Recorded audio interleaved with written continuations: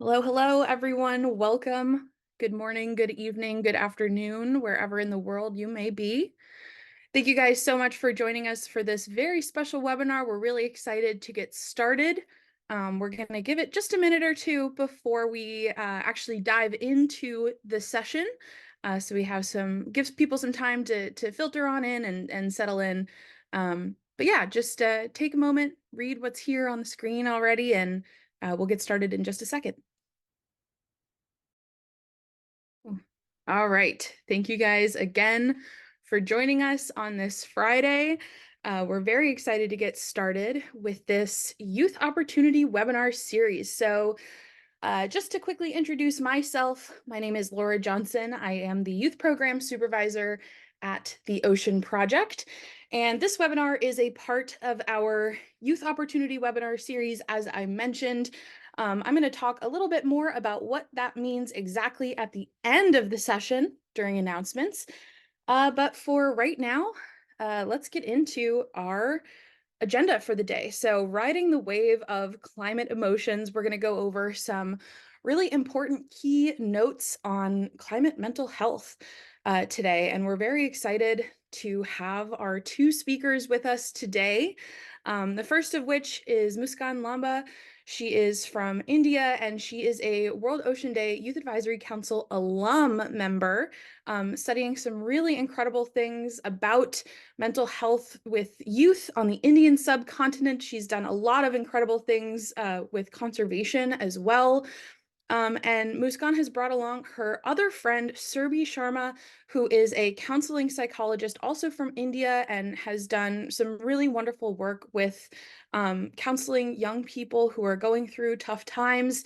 And we're just really happy to have both of them here today with us. So without further ado, I'm going to pass it over back to the both of you. Hi, everybody. I hope you're all doing well. It's really nice to be here today. So to get our webinar started, let's type in the chat what are the first three words that come to your mind when you think about mental health. And hopefully some more people will join us until then. Sorry, the chat was disabled there for a second. I just wanted to make sure that I just fixed it so everybody will be able to use the chat now. Apologies. For anyone who just joined in, we are typing on the chat the first three words that come to our mind when we think about mental health. You don't have to think too hard or too much, just the first three words that pop up. Thank you so much, everyone, for sharing your responses. It's really fascinating that all of us have some idea or understanding of mental health. I saw responses like humanness, wholeness, calm, tired, all of those things that encompass our mental health. Whether you're an expert or a student of mental health or just a human being who's in a totally unrelated field, you have some idea of mental health and you experience it every single day. So that makes mental health a topic that everybody has a connection to and can talk about, right? And lately, we've actually been talking a lot about it around the world. There's so many schools of thoughts around mental health and opinions around it too. Like, is it talked about enough? Is it talked about too much? Well, in my opinion, as long as we have mental health and are fully functioning beings affected by it in this lifetime, it is never talked about enough. And to describe mental health is such a big task, but mental health encompasses so much. And its definitions are forever changing. It is everything from butterflies in your stomach to excitement over the release of a new album that you've been looking for or vibing with a meme. It is all mental health. Um, I like to think of myself as a busy human being who is actually a human hotel with feelings checking in and out all day, especially when it's holiday season, which is coming up. So there's no right or wrong way to see your mental health. Maybe you see it as personal, you see it as emotional, physical, social, or even political. And today we're going to be talking about how it is also environmental. So all in all, mental health is a really broad and nuanced concept, and it cannot be covered entirely in the span of 40 minutes. Everyone's built differently. It is a vast, complex, gorgeous universe of its own within each of us. So let's spend today discussing our relationship with mental health, not necessarily defining what it is. I request Sylvie to hop on now. Thank you, Muskan.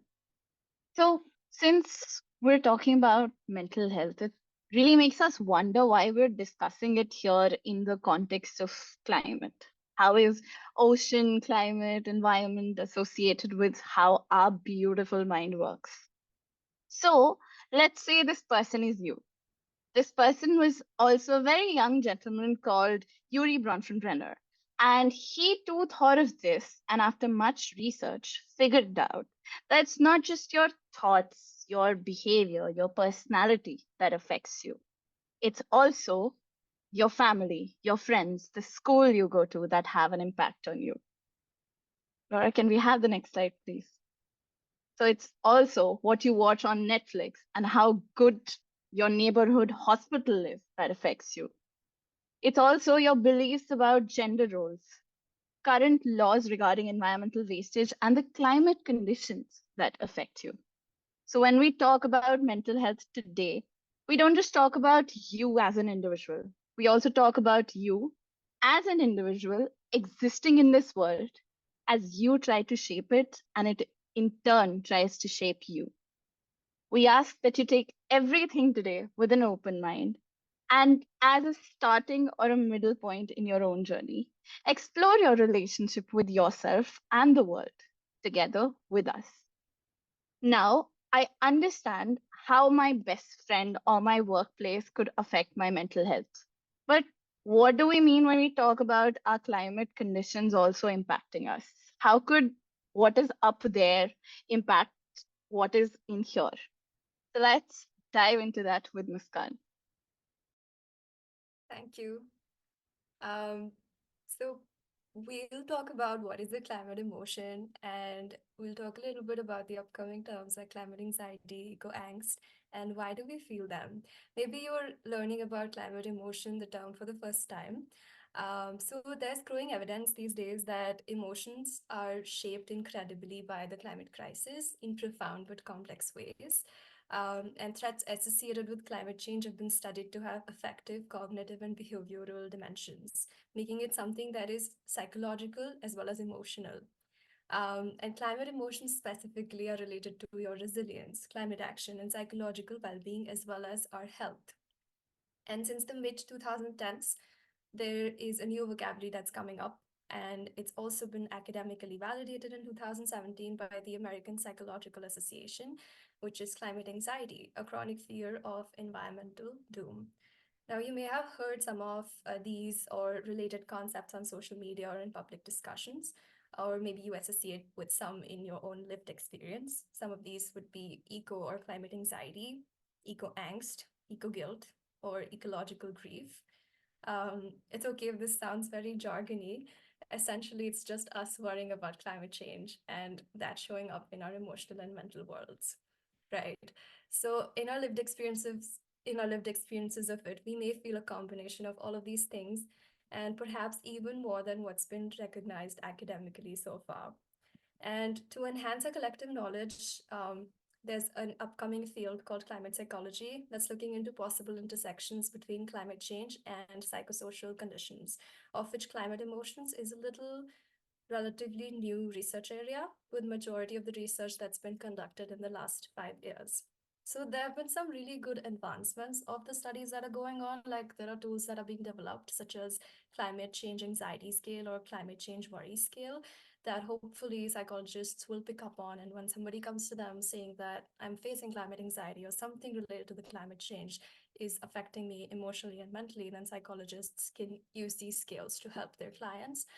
But there's also some slow or bad advancements. Say, like most of the research is focused on the West, and there's more research needed in the developing world and global South, where climate change is arguably being felt more strongly in the present day.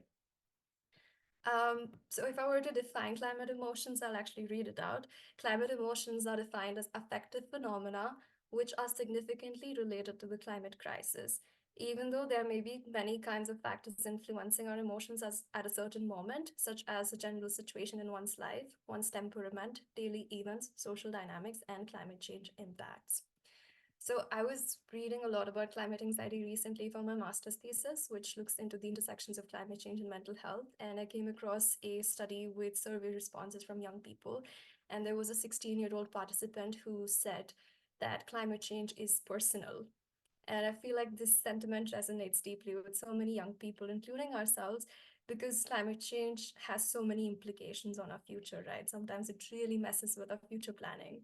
Um, so it's helpful to understand that, yes, we do feel all of these emotions related to the climate, but why are we feeling it? So there's actually been scientific developments in the field. Laura, can we move to the next slide? And the next one. Thank you. Okay, so first things first, climate anxiety is actually pretty rational. So even if we do not have a reasoning for it, we should consider that as a very valid feeling. And that said, there are still some researchers who are actually starting to deeply study it, and good for us. So first of all, I found in the researchers that it is not a mental illness. It is rather seen as a rational human response to ecological changes that threaten our survival. And one of the researchers actually describes climate anxiety as a sort of pre-traumatic stress response. And rightly so, because when we learn about climate change, it's impacting our lives in such major ways that, as well as that of our loved ones, that it can be incredibly stressful. Then there's a psychoanalytical model that suggests that the threat of climate change could be leading to two types of climate anxiety. One is apocalyptic fears, which could be fears of death, annihilation, extinction, or secondly, it could be complex feelings surrounding grief, loss, our dependency on the environment, and guilt for these losses as well, whether we are causing them or not. We always tend to feel like we're not doing enough. So all of these are like responses of climate anxiety and how it shows up within us. Lastly, there's also a body of research that says that maybe it's a biological adaptive response to the changing climate, that as new kids are born, they are automatically adapting to the changing climate. But the sad news is that we're doing this through our anxiety and through our emotions, which is not good news for the long run. Um, so can we move to the next slide? Oh no, this one, yes. The one before this.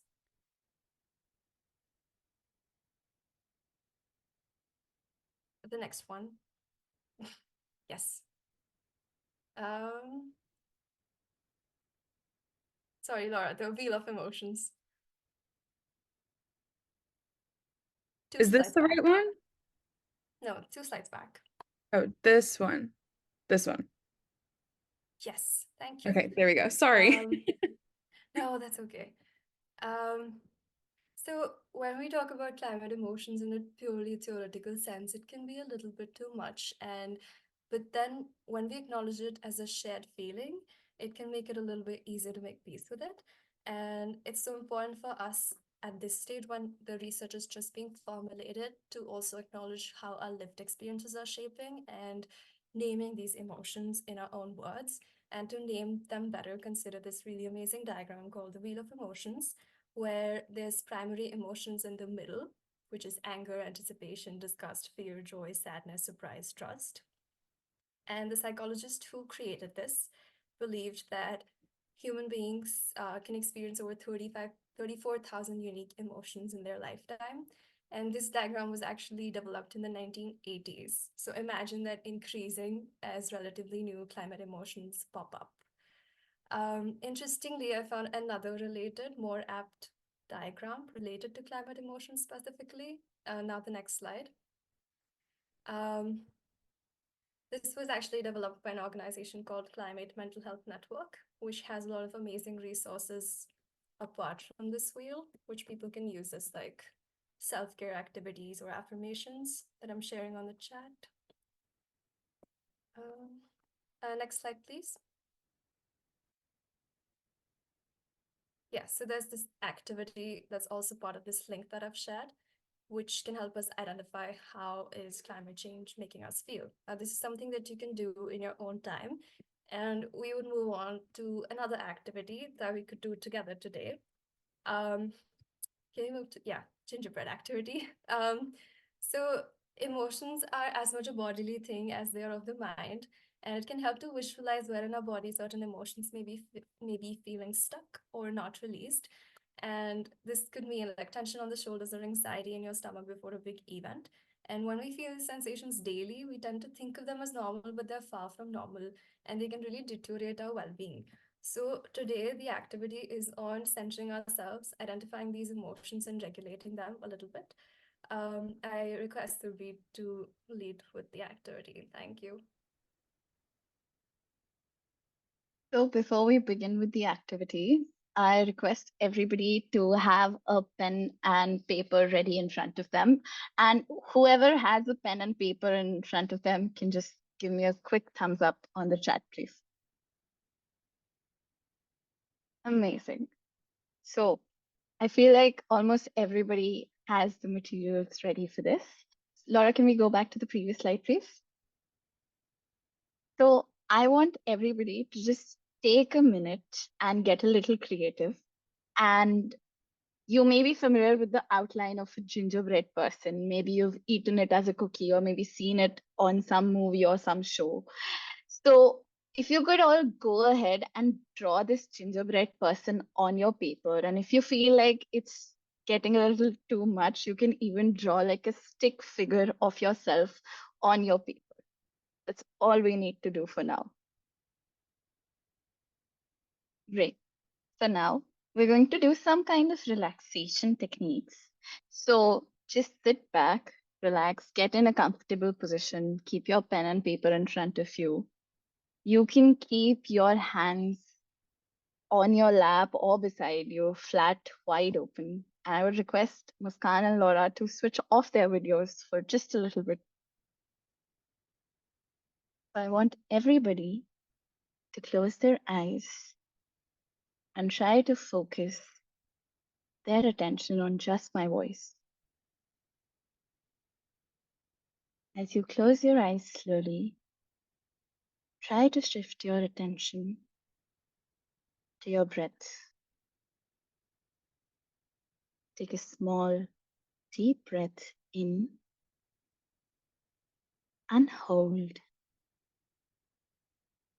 and release your breath completely. Let's do it again together. Take a deep breath in, hold, and release your entire breath. Try to rest your shoulders, unclench your jaw, and relax your eyebrows. As we keep taking a few deep breaths in, try to feel the cold, fresh air rushing in your lungs as it fills them completely. And try to focus on your nose as the warm air is exhaled out of your body.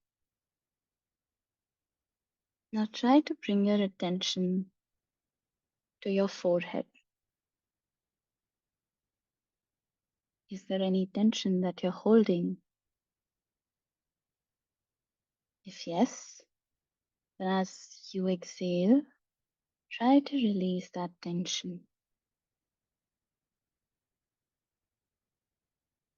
It's natural for different thoughts to come in your mind. Don't judge them. Let them pass in front of you like the passing wind. Now try to center your attention towards your entire body.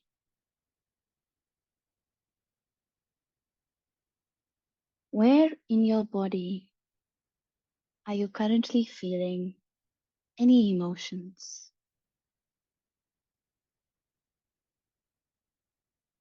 Do you feel anything in your stomach? Any butterfly sensations? Any tightness? Any discomfort?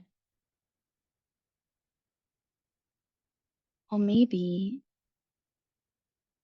something in your heart? Keep taking a deep breath in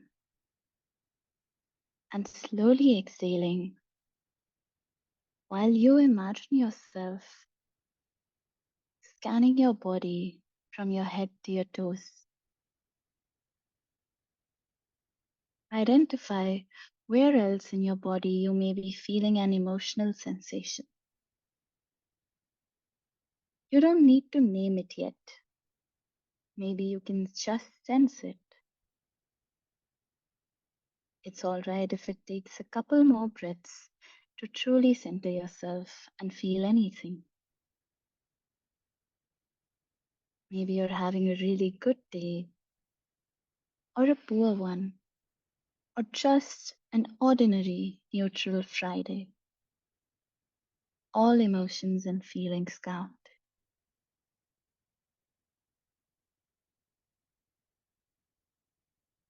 Now try to identify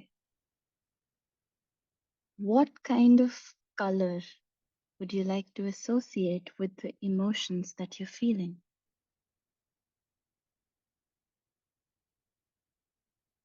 Is it blue?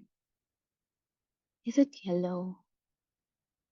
Is it dark or is it light?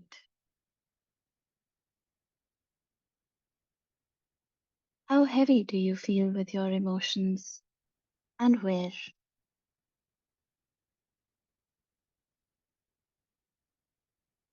Don't try to judge yourself or get rid of those emotions right away. As you take a quick scan of your body from your head to your neck to your shoulders to your hands to your stomach to your knees and to your toes,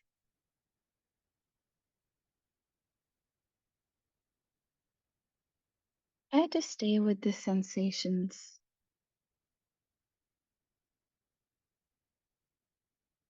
Now let's take another deep breath in,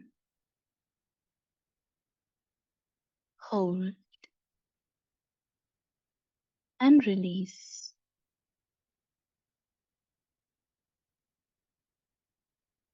And as we take a final deep breath in, we bring ourselves back to where we were, and we can open our eyes whenever we're ready. Now, whenever we're ready, take a look at your gingerbread man or your stick figure and try to identify what kind of emotions or sensations you are feeling in your body, wherever you're feeling them, if you could associate them with a specific color or if they were a particular shape, and try to mark it on your gingerbread man. If you feel no sensations whatsoever, you can always choose to simply doodle inside of the gingerbread. Doodling's proven to regulate your emotions too.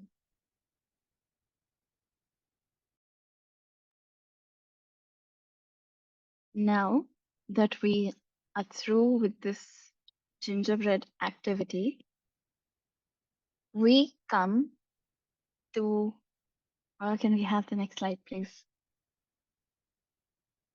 Emotional regulation. And I will get to why we did the gingerbread person activity in just a minute with this. So, how many of you have thought that it would be great if we could control our emotions? Or how many of you have avoided getting into certain emotions because you knew that you won't be able to control your emotions and maybe you'll have an outburst? Can I see a show of hands, please?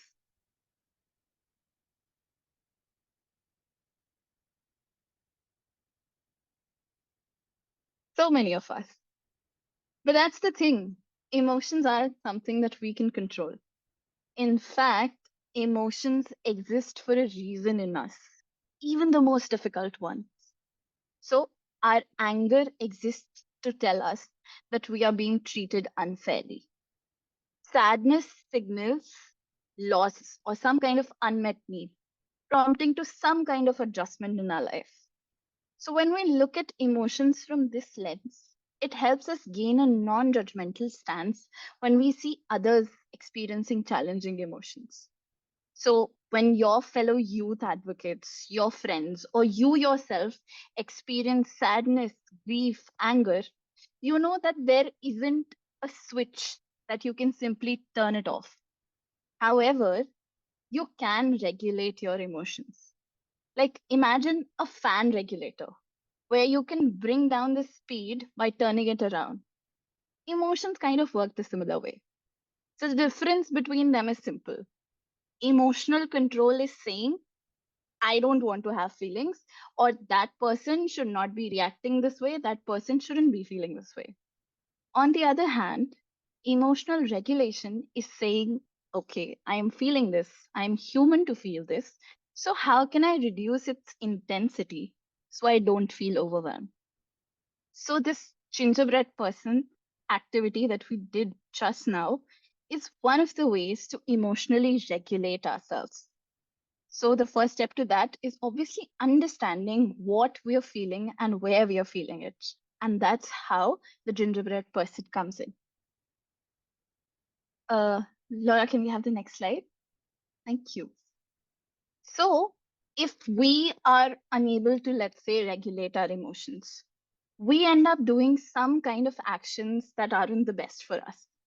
So, let's say somebody tells us that whatever we believe in, be it climate change, saving the wildlife, helping the needy, is not just worth it. You know, we should just drop it and waste our time. We get this sudden burst of anger because they negate everything that we stand for. In that moment, our urges tell us to bite that person's head off. And if we give in, we end up in an argument, and that ruins our day. Instead, there could be several other things that we do, multiple techniques to use. One of them is using the gingerbread person to identify our emotions. And one of them is called Riding the Wave of Emotions, which is also the title for our webinar. So, what is riding the wave of our emotions? Imagine that your emotions, be it climate emotions or personal emotions, are like ocean waves. They arrive, they crest, and they subside. They're small when they start, they will grow in size, and then they will break up and dissipate. Now you are the surfer, and you have to trust that the waves will eventually get smaller and reach the shore, even when the waves feel large and overwhelming. Now, if you're riding a surfboard and you try to push down on that surfboard as a big wave comes up, you'll end up in the water. However, you can ride the wave by using your breath as kind of a surfboard until that emotion passes or at least reduces in its intensity. So, all the kind of breath work that we just did, taking in your breath, holding it for a while, releasing it, getting in touch with your body, all these things can help you whenever some kind of emotional urges come so that you don't end up reacting in a way that makes you regret it. So, watch your breath, don't alter it, let the breath breathe itself, and notice your thoughts without judging. That's how we can simply regulate our emotions. Now, why are we talking about regulating our emotions so much? It's because when we're able to regulate our own emotions, we can relate to the experiences of others. This shared understanding forms the basis of creating a supportive and compassionate community. When individuals within a community are emotionally aware and regulated, it sets the stage for a culture of support. People are more likely to reach out, to offer help, and to contribute to the well being of others, creating a very well connected community. And that's how we create a safe space for everyone. That's what we do as youth advocates. So, since I use the word safe space, let's find out what this really means in our next segment with Muskan. Thank you, Survi. That was so nice and helpful. So let's talk about inner safe spaces before we talk about safe space. An inner safe space is a place that could be physical or virtual, which you can go to relax and recharge. So maybe some of you did touch that inner safe space when we were doing the gingerbread activity. An inner safe space is also a judgment-free zone where you can let your guard down and truly be yourself. You might think of it as a mind sanctuary or a happy place where you can practice self compassion, or you may think of it as an inner home, which is unshaken by anything and everything that happens outside of it. I like to think of it as a hug for myself during or at the end of a bad day, or an equally fulfilling one, actually. Um, Now, how do we build inner safe spaces? Building an inner safe space in a world where there's so much external stimuli all the time on social media when we interact with people or when we're taking in content in our classrooms or at workplaces, it is not an easy thing at all. But it can be a very rewarding task, which requires a little bit of investment from us. And it's different for everybody since everybody's ideas of safety differ. And something that I feel like everybody understands as they grow older, like what is safety to me exactly? And sometimes it also starts from the outside in, like putting up reminders of safe spaces in our room or wherever we live. Um, so we thought, Surbi and me, that it would be interesting to experiment and ideate and visualize what a safe space means to us. What are our key elements of creating a good, hearty, secure, inner safe space? And we created mood boards that some of you might relate to. Laura, can we move to the next slide? This one's mine. A lot of these pictures are from the last year or so, which is when I moved away from home for the first time and had to reshape my understanding and relationship with my inner safe space, living alone away from family and friends. And especially while pursuing my master's in Iceland during the winter when there's dark times in the snowy weather with no sun for 3 to 4 months. It is quite a unique experience. It's also really pretty, but it brings up natural human emotions of dullness and despair from time to time. So, some key elements that helped me continue to nurture my inner safe space are on this mood board. There's a lot of candles. There's the sea, which is always my reminder of a safe space. There's paints, and there's a lot of good tea on a shelf. In one of the pictures, I don't know if you can see it, but there's my friend sleeping and I'm having tea. It was a very cozy inner safe space as well as outer safe space atmosphere. Then there's the color pink, there's anime, there's sun on my face in Iceland after a long time, and there's journaling. So these are things that define and advance my little safe space inside of me. And then if we move to the next slide, there's Surbi's safe space. Um, so Surbi and I were talking about our mood boards, and she shared with me that most of these pictures on her mood board are shared by her friends. So the flowers captured or the artwork, these are like content that was shared with her from her friends. And this is her idea of a safe space, her connections in life, monuments in Delhi. She said that Delhi, the city where she comes from, is a safe space for her, or an idea of a safe space. There's food, there's books, there's a lot of human connections, there's hugs and the sky. So it's really pretty. There's minions. Um, so there are some similarities between our safe space mood boards, many differences as well. And we thought it would be interesting when you go back into your own worlds, you could make your own mood board. Maybe use Pinterest or Google Drive. It doesn't have to be a lengthy or long task. You could also use images that are not your own, like Subi did with her friends' images. Um, and use this as a little reminder to go back to whenever you're having an overwhelming or a heavy day where you're really in need of that inner safe space. What are my key elements of a safe space? And this would be an amazing, amazing reminder for that.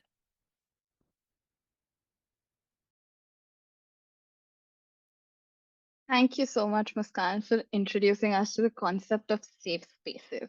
And when we talk about safe spaces, while they are personal, they're also community based safe spaces. So there's an inner safe space and there's also an outer safe space. And an outer safe space is about creating a safe, compassionate, empathetic environment for the people around you so they feel comfortable around you in sharing their ideas and their problems.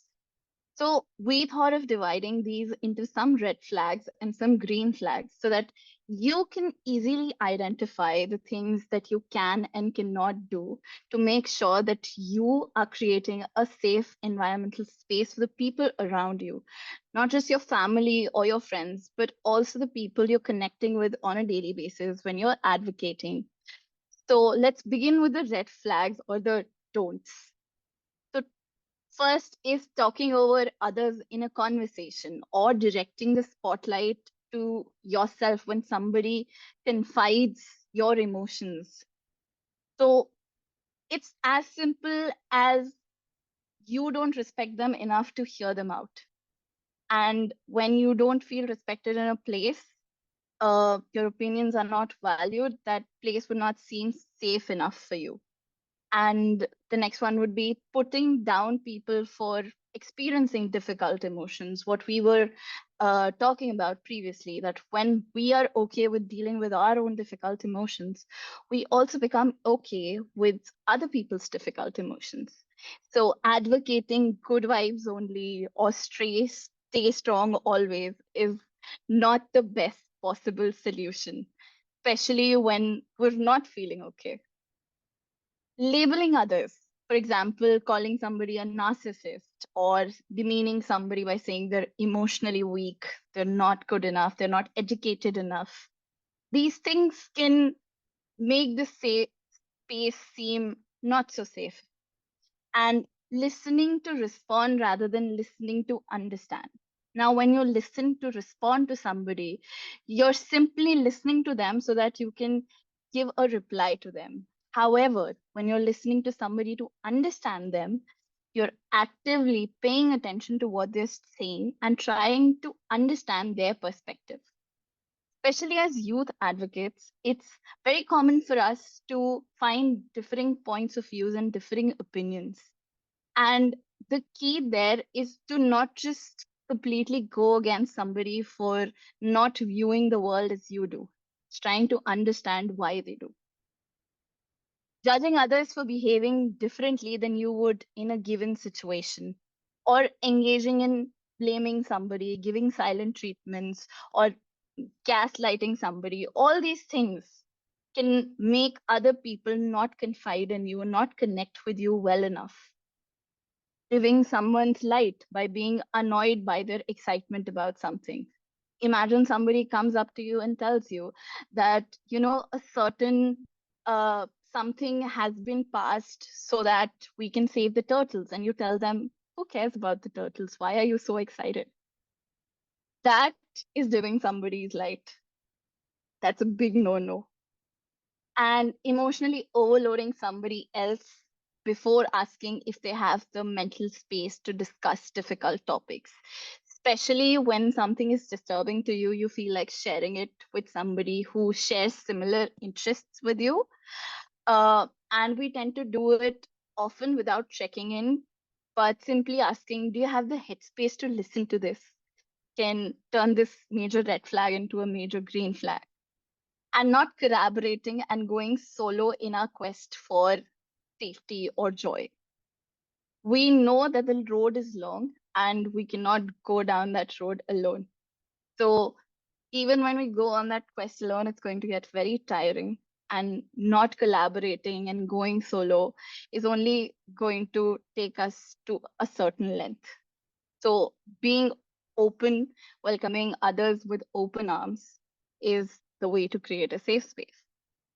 Now, since we've talked about what not to do, let's look at certain things we can do to make other people feel safe around us. And we can also share this with other people so that we can feel safe around them. How many of us use how are you as a daily greeting? I know I do. But all of us know that a how are you, I am fine, how are you, I am fine doesn't really mean much. However, if we adjust our daily greetings to how have you been feeling lately, or what's the emotional weather inside of you, we can truly get to know how the other person is feeling. So we just have to get a little creative to understand how the other person is doing. Then offering compliments unrelated to their physical appearance. praising how kind they are, praising how creative they are, allowing others to express their emotions respectfully with an open mind and attentive ears makes it easier for other people to share their opinions. Then assessing whether someone is seeking support or advice when they share their feelings with you. This is a mistake that most of us make very commonly, that whenever somebody comes up to us and says that I am dealing with this XYZ thing, we instantly jump to conclusions and tell them, okay, why don't you do this and why don't you do that? Instead, asking them, are you looking for support or are you looking for advice, can be a big game changer in your relationship with that person and also how the entire situation pans out. Next, reflecting on our own emotions before responding. It's the same thing that we were discussing when we were talking about riding the wave of emotions. If we're feeling certain urges and we act on them before assessing how we're feeling, we might end up doing things that we regret. Establishing and respecting boundaries is another major green flag that makes the safe, makes the space very safe. Because this requires consistent and gradual effort, it is immensely valuable when somebody respects your boundaries. Engaging in mental health activities with friends, ranging from journaling to exploring psychological and spiritual topics together, to maybe even going on simple art dates. It can make uh, not just your connection stronger with that person, but also lets the other person know a bit more about you. Next, and very important, is prioritizing your self care and ensuring your own cup is full before pouring on to others, and grounding and centering yourself when you're unable to prioritize your self care. So, especially when we're advocating for other people, we find that sometimes we're just so exhausted that we don't know what to do next, that we're so done with everything. At that time, we need to remember that we need to fill our own cups before taking care of everybody else. It's like in the airplanes when you're sitting and they say that you need to, take care of your own self and put on your own oxygen mask before offering help to others. It's similar to that. So all these things together can create a community safe space for the people around you and for yourself as well, because when you create a safe space for everybody else, that safe space is also present for you. So as we come to the end of this webinar, we would like to conclude by simply saying that the message for everyone is the same. If we can learn to identify, express, and harness our feelings, even the most challenging ones, we can use those emotions to help us create positive, satisfying lives. Thank you so much. Thank you, Surbi, and thank you everybody for listening to us. If you have any questions, feel free to type them in the chat or unmute yourself. We still have about 10 minutes left. I see some folks are headed out already. We do have some announcements at the end, so try to stay tuned if you can, but we definitely want to open the floor up to questions. So if you are interested, feel free to submit on Zoom via the Q&A feature, and or type in the chat, whatever works best for you. But we did make sure to save some time for Q&A. So if you guys have any questions, I thought that was wonderful. Thank you guys so much. It was really, really enjoyable just to, even though I've been working with you on putting this webinar together, it has been really wonderful to just sit and listen. So yeah, there is a question in the Q&A feature here. What is the general purpose of safe space within climate emotions? Muskan and Serbi, can you see the Q&A feature? Yes. Cool.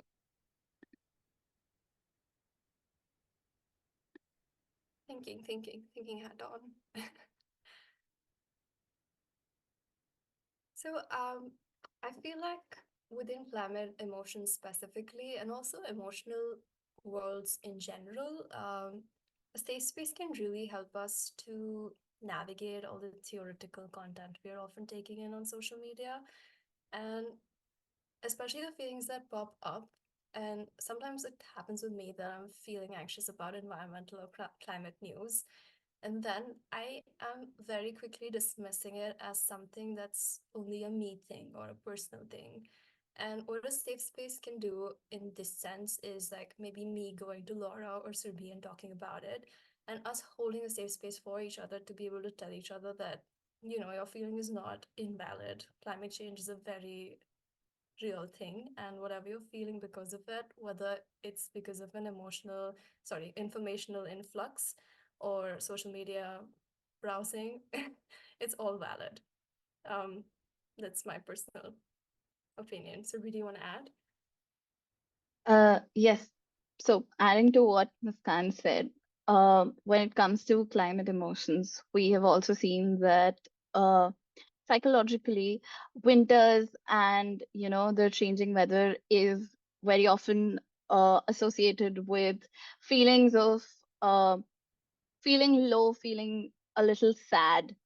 These are supposed to be the months where uh, as human beings, we're supposed to be indoors and we're supposed to be snuggled up. So a lot of emotions tend to pop up at this time. So having that understanding leads us to probably engaging with some more self-care activities, to engaging with the things that add to our safe space. Maybe let's say somebody's safe space is snuggling up with their stuffed toy or having a warm cup of tea. Then all these things can come into place when we have that understanding that the emotions that we're feeling may not be coming out of nowhere. They may be climate emotions that we're feeling, and it's okay for us to feel that way.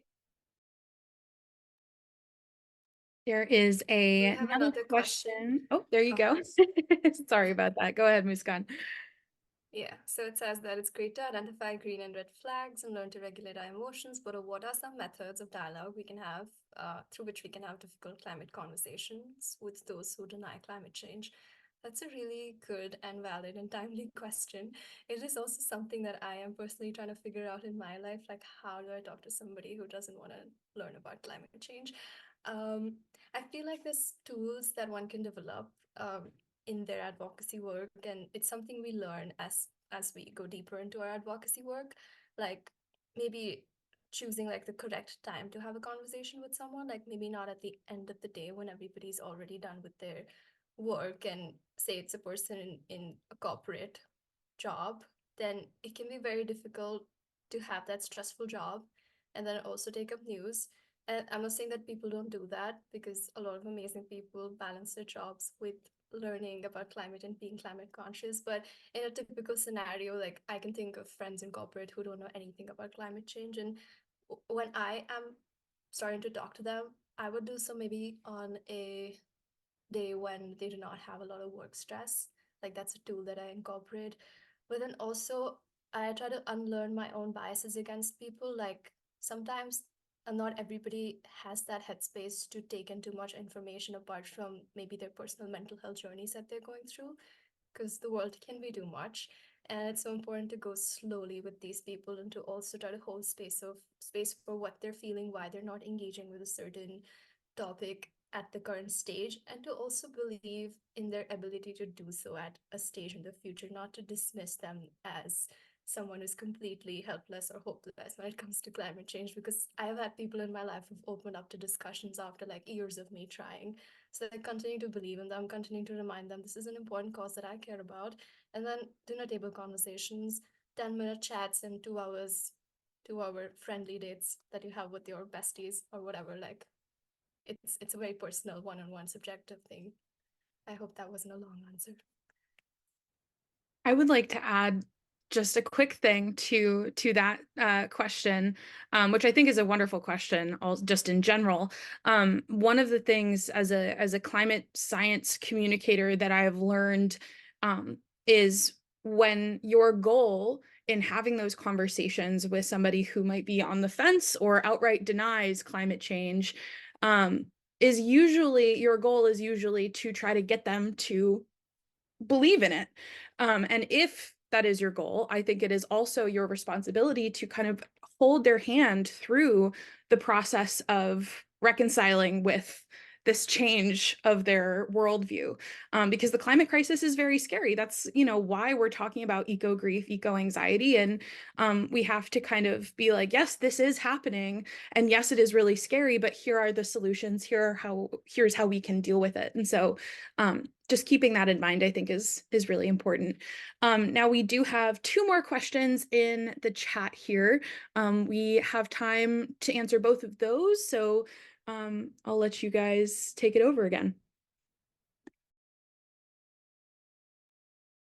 So, do you want to add something? I do have something to say to Griffin's question. I think you can start with it. Okay, so Griffin's asking how can we engage and empower rural communities which do not have access to technology sometimes with climate-related mental health information. This is something that I engage with in my academics a lot and something I believe in when it comes to climate change, climate science, okay, that's not. When it comes to advancing climate science in areas that do not speak English, um, it's really important to have them on board when we are deciding policies and informative strategies for that community. Because in India specifically, I can say that there are many communities that know climate change very well through their lived experience, but they do not know the English words for what climate change is.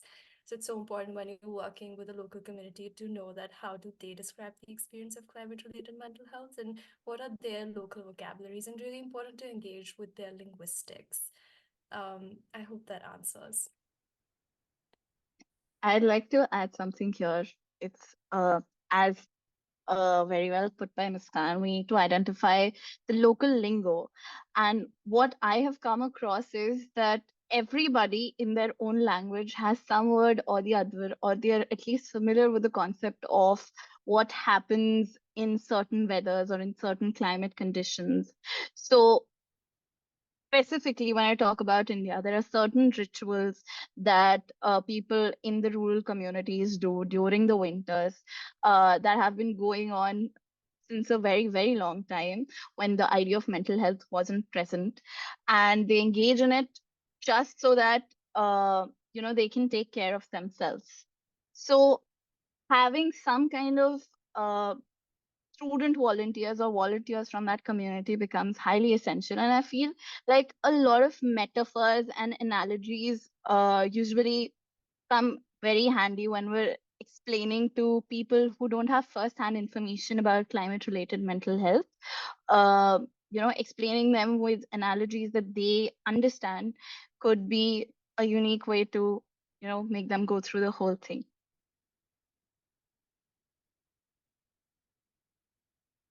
We do have another question that says, what is your idea of a happy climate or weather day? So for me, a happy climate or weather day is simply a day when it's raining. I feel really, really comforted when it's raining outside because I just like the white noise that the rain creates and everything is very windy and nice. Scan, do you want to share yours? Yeah, my favorite climate weather day is when it's snowing, but it's also sunny after it's snowed, because then you get that weather variation. I feel my best when it's snowing and sunny. Laura, do you want to go ahead? Yeah, I think that this is a wonderful way to wrap things up. Honestly, it's a very wholesome question. I love a spring afternoon, where it's comfortable enough outside where you could be wearing pants or shorts, long sleeve or short sleeve, and you're going to be comfortable either way. And there's like a breeze going. It's just lovely, happy, and a good time. So, yeah, thank you guys again so much for joining us. This is how you can get in touch with both Muskan and Serbi. Feel free to reach out to them if you guys have any questions about anything that we discussed before. And Like I mentioned in the chat earlier, we will be sending out some additional resources on climate mental health in a follow-up email. All of these links will be included there. Sorry, my cat is messing with some stuff. And then just some quick announcements at the end here. If you folks are interested, the registration links for both of these youth advocacy trainings will also be included in our follow-up email. This is a free 4-week virtual webinar series for youth to refine and develop additional and existing advocacy skills necessary to take us into the sustainable future that we are all here fighting for. So if you're interested, feel free to reach out with any questions.